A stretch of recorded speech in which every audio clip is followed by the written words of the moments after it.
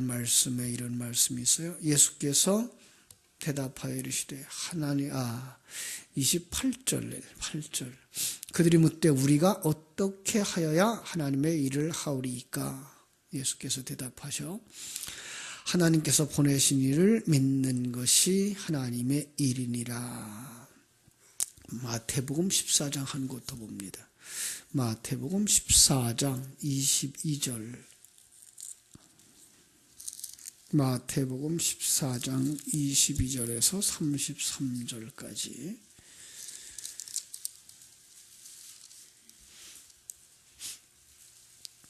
마태복음 14장 22절 제가 읽어드릴게요. 예수께서 즉시 제자들을 재촉하사 자기가 무리를 보내는 동안에 배를 타고 앞서 건너편으로 가게 하시고 무리를 보내신 후에 기도하러 따로 산에 올라가시니라. 저물매 거기 혼자 계시더니 배가 이미 육지에서 수울이나 떠나서 바람이 거스름으로 물결로 말미암아 고난을 당하더라. 밤 사경에 예수께서 다시 바다 위로 걸어서 제자들에게 오시니 제자들이 그가 바다 위로 걸어오심을 보고 놀라 유령이라 하며 무서워하여 소리 지르거늘 예수께서 즉시 이르시되 안심하라 나니 두려워하지 말라. 베드로가 대답하여 이르되 주여 만일 주님이시거든 나를 명하사 물 위로 오라 하시니라. 베드로가 배에서 내려 물 위로 걸어서 예수께로 가되 바람을 보고 무서워 빠져가는지라 소리질러 이르되 주여 나를 구원하소서 하니 예수께서 즉시 손을 내밀어 그를 붙잡으시며 이르시되 믿음이 작은 자여 왜 의심하느냐 하시고 배에 함께 오르매 바람이 그치는지라. 배에 있는 사람들이 예수께 절하며 이르되 진실로 하나님의 아들이로소이다 하더라. 아멘. 오늘도 물 위를 걷는 기적의 이야기입니다. 조금 이제 반복하는 그런 감이 없지 않아 있습니다만은 그러나 새로운 의미를 덧붙여지고 있습니다. 마태복음 14장 22절로 23절에 그 어리석은 자의 대표로 베드로가 등장하고 있기 때문입니다. 이제 먼저 그 6장의 흐름 속으로 다시 가보죠. 6장의 흐름 속으로 가면 무슨 말씀이 있죠? 6장 먼저 흐름을 쭉 다시 정리합니다. 예수님께서 갈릴리 바다 건너 쪽으로 가셨다 그랬어요. 그래서 거기서부터 시작하시려고. 바다 건너는 광야라 그랬습니다. 광야에서 오병이어를 통해서 출애굽 이후 이스라엘이 광야에서 만나 먹었던 것을 회상하죠. 그래서 그 만나 먹었던 그것도 뭐였다? 그릇이었다. 그 안에 진리가 담겨져 있는 거예요. 그죠? 그 만나가 담고 있는 진리를 아는 자를 믿음의 사람이라고 말하는 것이죠. 그 사람은 무엇을 먹는 것인지 알았다는 거죠. 그 사람은 무엇을 먹는 건지 그 만나를 먹으면서 광야길을 가면서 무엇을 먹는지 알았다. 그런데 성경은 그렇게 말하죠. 만나를 주신 것은 그들을 시험하기 위해서였다. 어떤 시험입니까? 너희들이 무엇으로 사는 자니? 라는 시험인 거죠. 사람들은 그걸 육신의 양식으로만 살아서 광야에서 다 죽었다 그랬습니다. 광야길 그럴 때에 또 한 사람 광야를 걸어가면서 시험을 이기신 분이 계시죠. 그가 바로 예수님이죠. 이스라엘 백성들이 하나님의 인도하심을 따라 출애굽했듯이 예수님도 성령의 이끌림을 받아서 광야로 가시죠. 광야에 가서 떡을 가지고 이제 시험을 하죠. 돌을 가지고 떡을 만들어 먹으라. 이것을 바로 생명의 근원 삼으라. 아주 중요한 얘기예요.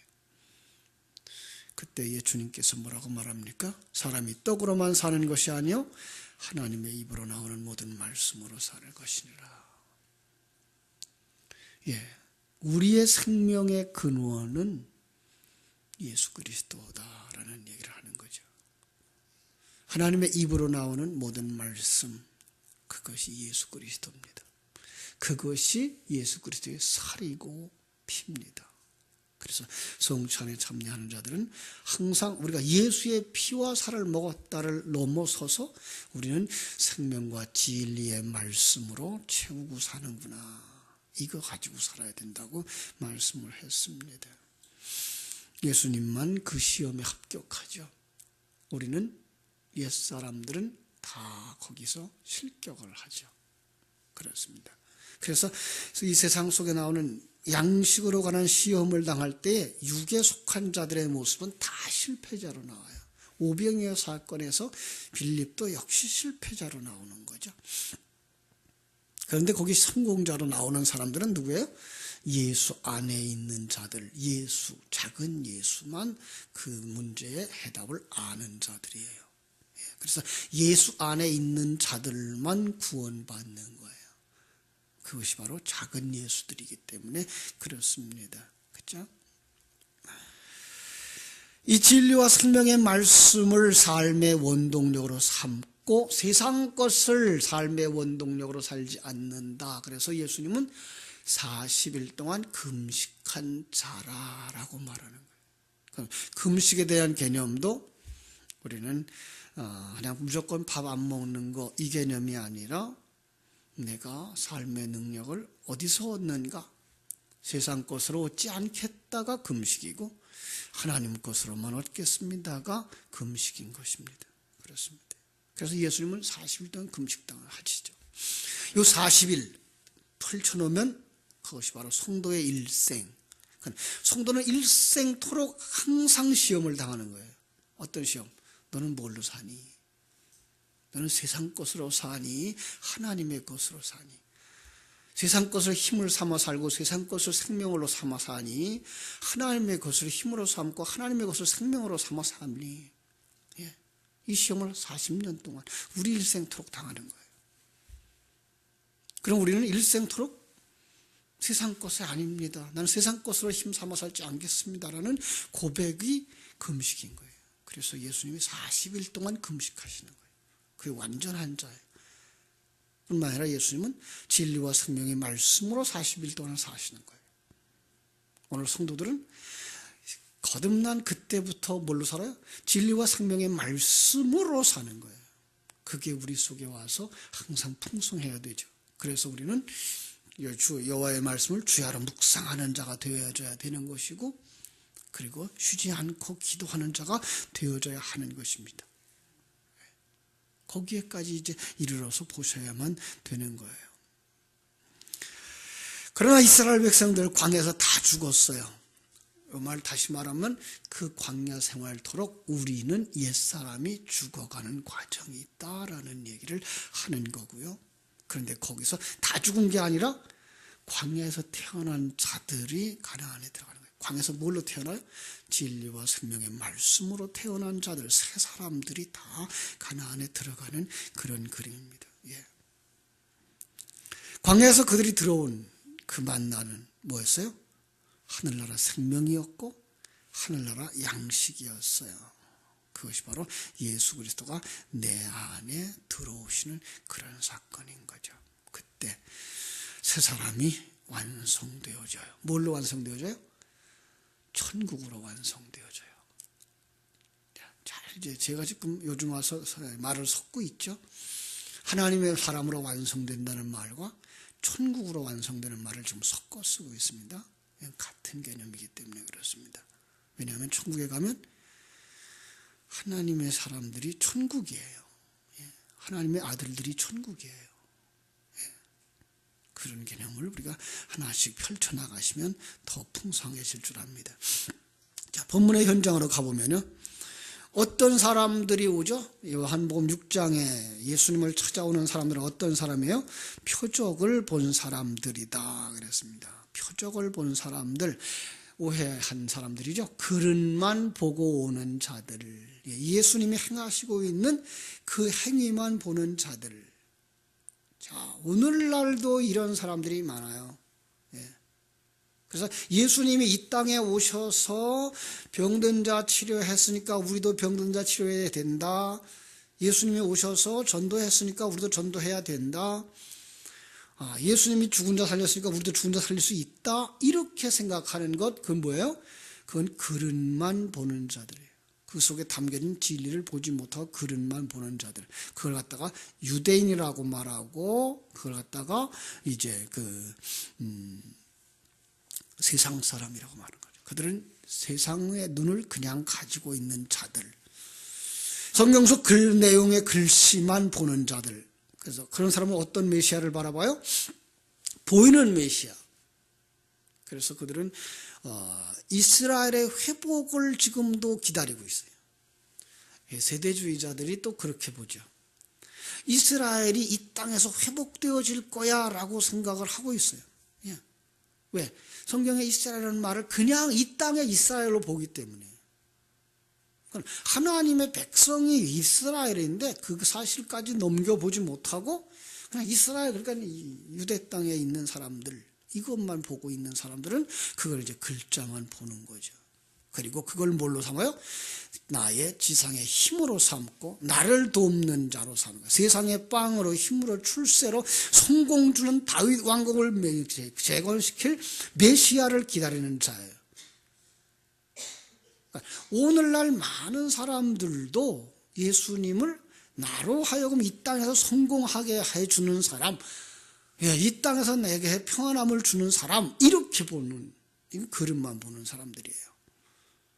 그때 예수님의 반응은 뭐였어요? 그들을 떠나는 거죠. 그 말은 무슨 말인가 하면 예수님은 그들 속에 있지 않다예요. 그들은 그럼 뭐예요? 불신자예요. 무서운 얘기입니다, 이거는. 그런데 그냥 떠나는 게 아니라 그 속에서 누구만 데리고 떠나요? 제자들을 데리고 이래요. 그것도 12만 데리고 가요. 12이라는 숫자는 뭐예요? 아들의 숫자라고 그랬어요. 그래서 하나님의 백성을 그 속에서도 뭐 한다? 데리고 가시는 거예요. 이런 그림이에요. 세상 사람들은 다 그 속에서 육에 속하고 육의 것을 가지고 살아요. 근데 그걸 버리고 누구만 데리고 가요? 하나님의 아들만 데리고 가는 거예요. 우리 속에서 말하면 그럼 뭐예요? 하나님은 우리 육신의 것을 버리게 하시고 세 사람만 완성시켜 가시는 그런 그림인 거예요. 그죠? 자, 그들은 육신은 뭐예요? 여전히 세상의 빵을 달라고 하고 힘을 달라고 하고 출세를 달라고 하고 성공시켜 달라고 하는데, 그런데 불구하고 이제 예수님은 거기서 떠나 자기 백성을 데리고 그들 속에 주님이 함께해서 그들을 살리고 그들의 귀와 눈을 열어주어서 그들의 입장에서 말하면 뭐예요?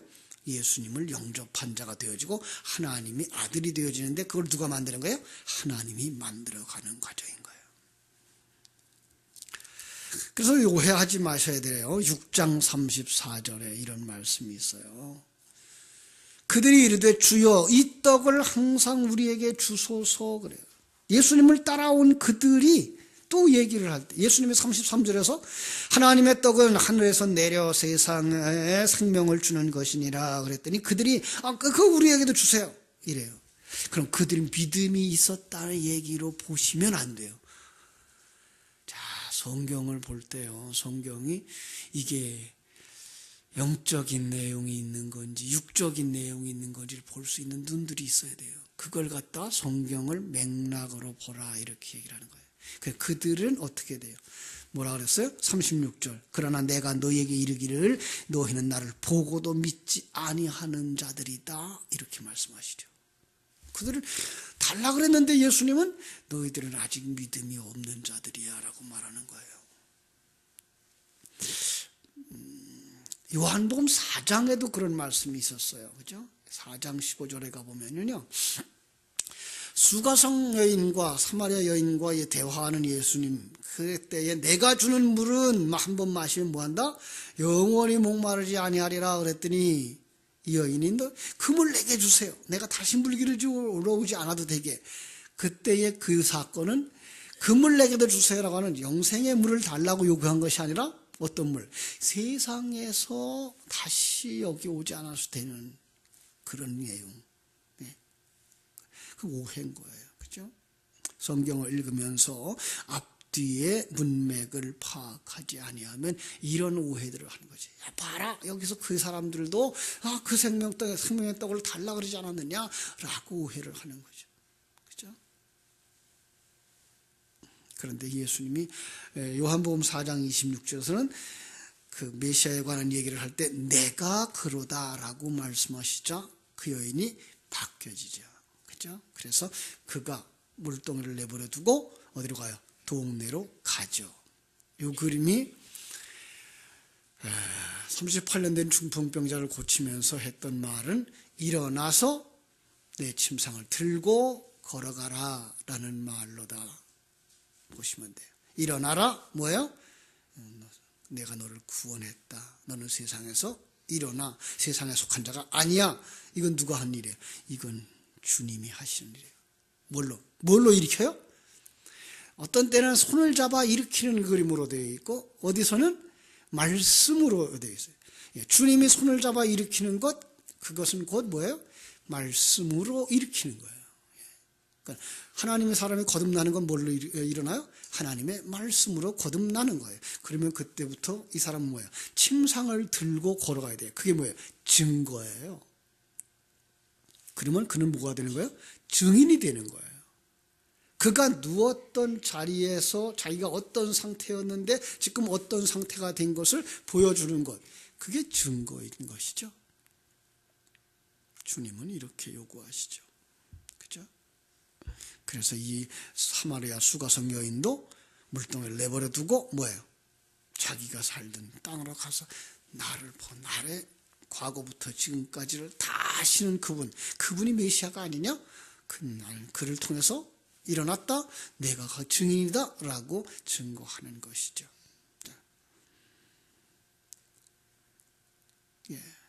그런데 그때까지는 그 상황이 이르기까지는 뭐예요?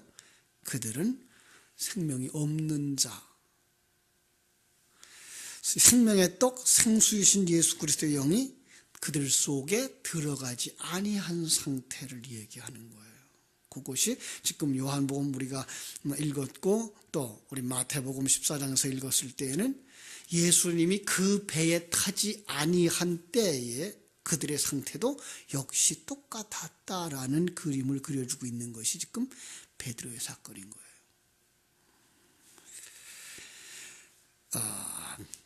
베드로의 사건을 다시 한번 조금 볼게요. 14장 25절에 보면 밤 사경에 이렇게 나오죠. 그러니까 그때는 뭐예요? 세상 속이에요. 밤은 세상이고 그리고 어둠이고요. 그렇죠? 밤에 속한 자들의 얘기예요. 그들은 예수를 보면 뭘로 본다? 유령으로 봐요. 그들은 유령으로 봐요. 그랬을 때 27절 마태복음 14장 27절 예수께서 즉시 이르시되 안심하라 나니 두려워 말라. 자신이 누군지를 밝히죠. 자, 그랬더니 지금 무엇과 같은 거예요? 예수님이 오병이의 기적을 베푼 것과 같았더니 베드로가 나타나서 먹이는 거예요. 주여 만일 주시거든 나를 명하사 물 위로 오라 하소서. 그랬더니 예수님이 오라. 자, 이 베드로가 물 위에 걸어서 예수로가로 갑니다. 그런데 바람이 부는 것을 보고 무서워 빠져가는 자 소리질러 말합니다. 주여 나를 구원하소서. 예수님께서 손을 내밀어 그를 잡고 이르시되 믿음이 작은 자야 왜 의심하니? 그래 놓고는 예수님이 배에 함께 오르매 바람이 그쳤다.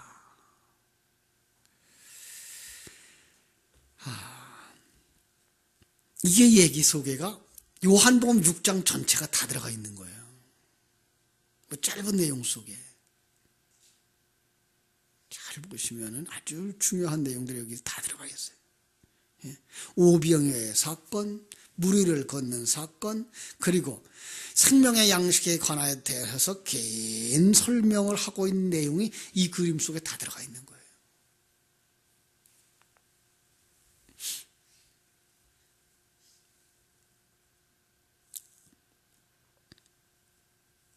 지금 베드로 뭐하고 있는 중이에요?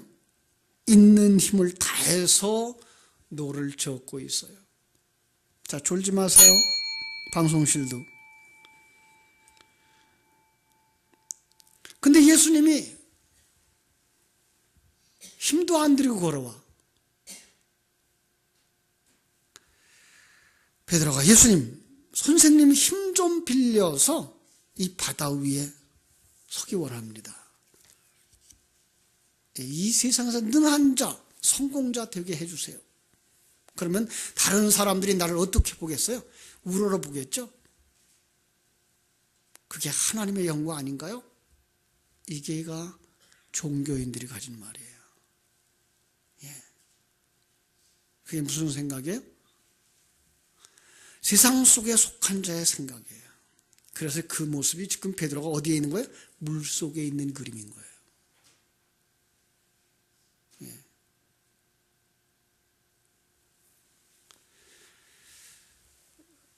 그런데 그걸 이해하지 못하면 엉뚱한 설교를 하죠. 자, 우리 한번 옛날 제가 했던 설교를 그냥 생각해 보세요. 자, 베드로의 믿음으로 구하고 믿음으로 바다 위에 섰습니다. 그래서 사납게 달려들는 바다, 파도 위에 섰잖아요. 여러분도 믿음 위에 서서 믿음으로 이 세상에 오는 문제 위에 설 수 있게 되기를 바랍니다. 그러면 이제 다 좋아서 아멘 하죠.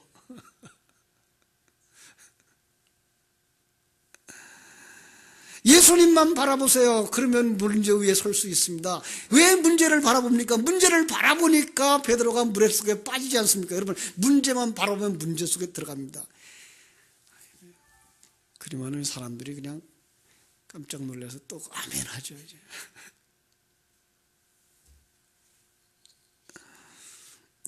저도 이게 한 20년 전에, 한 15, 16년 전까지만 해도 했던 설교예요.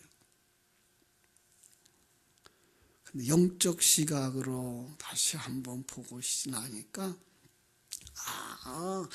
하나님이 그 당시에 그 베드로의 모습은 누구를 지금 다 그리고 있는 거예요?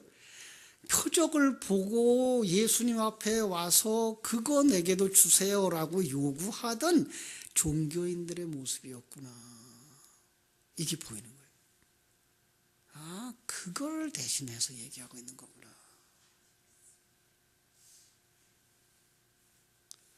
여러분, 오늘 많은 사람들이 교회 안에도 와서 주여 주여 하고 소리쳐요.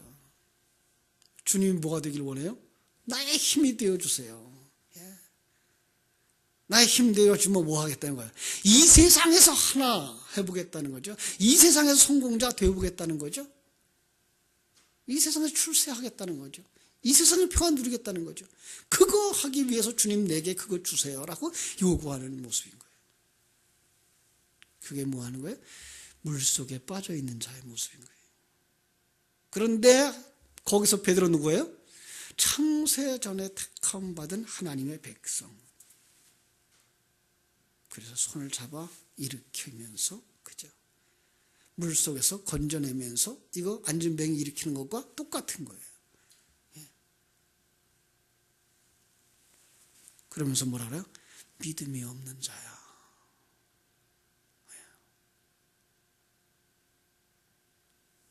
그 말을 요한복음에서는 뭐라 그랬어요? 우리가 무엇을 하여야, 어떻게 하여야 하나님의 일을 하리까? 예수님께서 뭐라 그래요? 하나님께서 보내신 일을 믿는 것, 믿는 게 하나님의 일이요. 여러분, 그 하나님의 일이라고 하는 것을 여러분이 할 수 있습니까? 그 얘기가 아니에요, 이거는.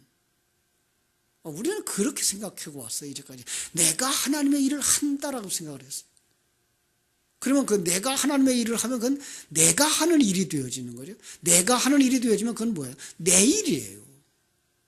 하나님의 일은 무슨 뜻인가 하면 하나님으로 하여금 내 안에서 일하게 하는 것, 이걸 얘기하고 있는 거예요. 그런데 이 부분에 대해서 사람들이 많이 오해하고 있는 거예요. 자, 하나님의 일, 그죠? 하나님의 일. 하나님의 일은 누가 일해야 되는 거예요? 내 안에서 하나님의 일을 하는 거예요. 그게 믿음이에요. 그럼 믿음은 내게 속한 게 아니에요, 여러분.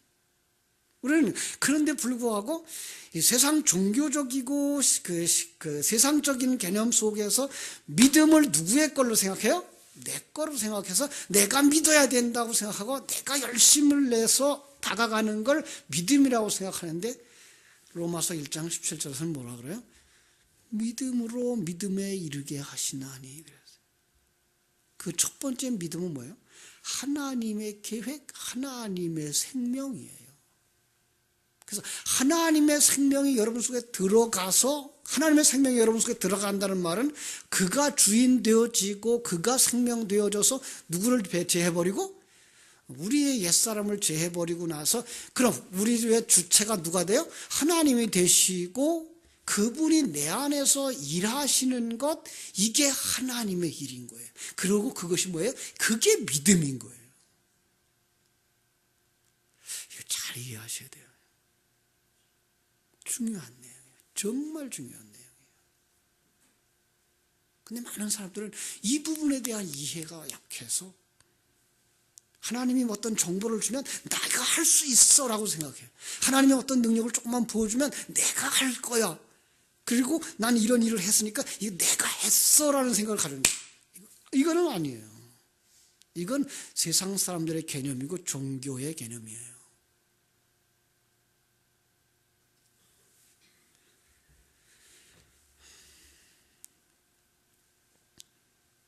하나님은 자기 백성을 세상 속 고난과 풍파 속에 밀어넣어요, 사실은.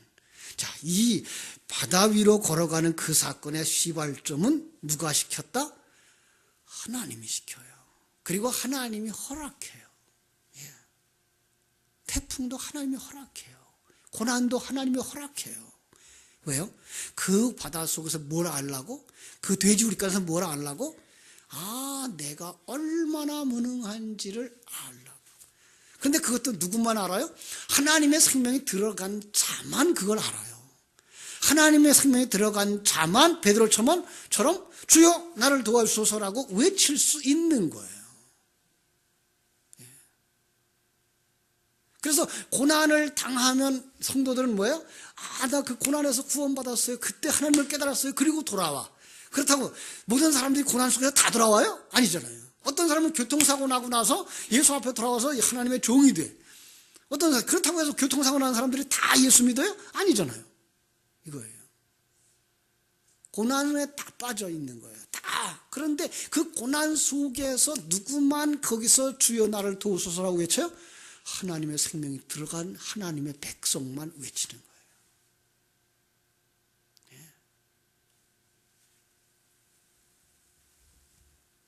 거기서 자기의 연약함, 무능함 깨닫고 자기가 죄인됨을 깨달아서 항복하는 그림이 주여 나를 도와주소서인 거예요. 그런데 세상 모르는 사람들은 어려움, 재난, 사고를 만나도 그 소리를 안 해요.